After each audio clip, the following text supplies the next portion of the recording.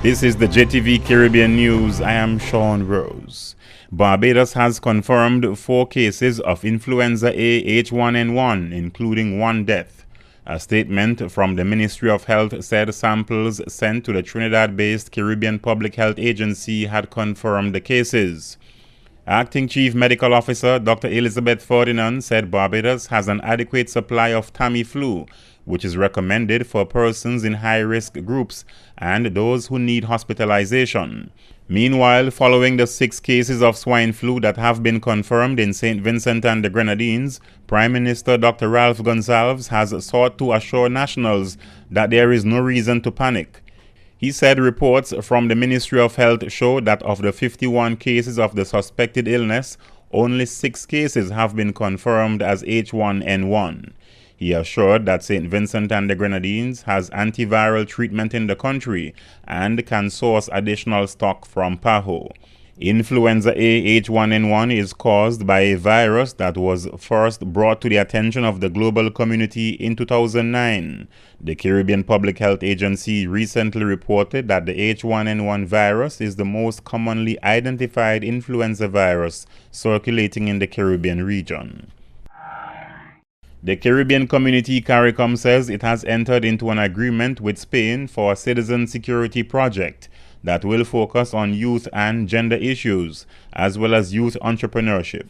The Guyana-based CARICOM Secretariat said the CARICOM Spain Citizen Security Project was signed late last month with representatives of the Spanish Agency for International Cooperation for Development to formalize approvals for new regional interventions for the 2013-2014 period. The interventions focus on support for the prevention and reduction of youth violence in schools and communities in 5 CARICOM countries, and support for the implementation of youth entrepreneurship training through the Creative for Employment and Business Opportunity Program in 10 CARICOM countries. The CARICOM Secretariat said that the discussions and signing of the CARICOM Spain Citizen Security Project were a follow-up to the second meeting of the Joint Technical Committee to the Joint Fund held in Trinidad last month.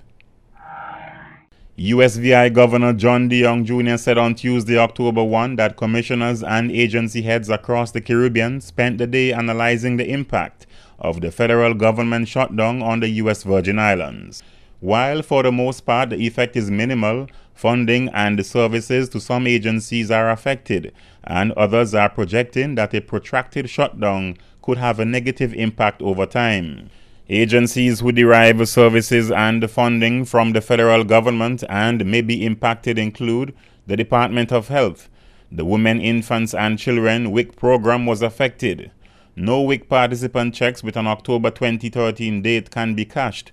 Therefore, WIC participants will not be receiving any October food benefits or any other benefits until the shutdown is over. Other areas in the USVI that could be affected by the U.S. government's shutdown include the Department of Labor, National Guard, and the Department of Education's Special Nutrition Program. The USVI governor is concerned about the 700 or so federal government employees who live in the Virgin Islands and the ripple effect on the territory. He said the assessment of the effect of the shutdown will continue in the days ahead.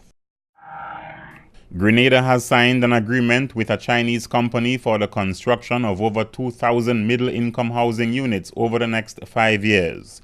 Social Development and Housing Minister Delma Thomas has signed a memorandum of understanding with Chinese real estate construction and development company Gaozhen.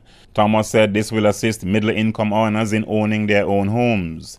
Gaozhen, which proposes to construct high-quality storm and earthquake-safe affordable houses in Grenada on a build and transfer basis, commits to the construction of a minimum of 500 units in the first year and an additional 500 units for the next 5 years, without any capital input from the Grenada government. Thomas said the government is also holding talks with Gaozhen regarding a collaboration for provision of housing units for lower-income earners. Construction work on the first 500 middle-income housing units are expected to begin by January 2014. Manufacturing companies in Taiwan have been urged to emulate Speed Tech Energy and invest in St. Kitts and Nevis. The appeal from Bastier's ambassador to Taipei, Jasmine Huggins. Speedtech, a solar manufacturing and assembly plant, is the first Taiwanese company to establish a business in St. Kitts Nevis. According to Huggins, this signals the efforts of the government of St. Kitts and Nevis to move into green energy in a continuing bid to reduce the country's dependence on fossil fuels. Taiwan's Vice President Wu Denyi is quoted in a government release as saying that he was convinced that many more Taiwanese businesses would be following the lead of Speedtech Energy. St. Kitts and Nevis's Minister for International Trade, Ricky Skerritt, said the government is in the process of developing a manufacturing investment plan. Skerritt said St. Kitts and Nevis is open for business and welcome investment from practically anywhere as long as it's relevant to their development needs. For the JTV Caribbean News, Sean Rose. And coming up next on JTV News, the government will continue with the Cruise Pier project. Rotary Club of Road Town hosts a youth forum on conflict management among youth. And students at the Elmore Stout High School get a surprise visit from the BVI Premier.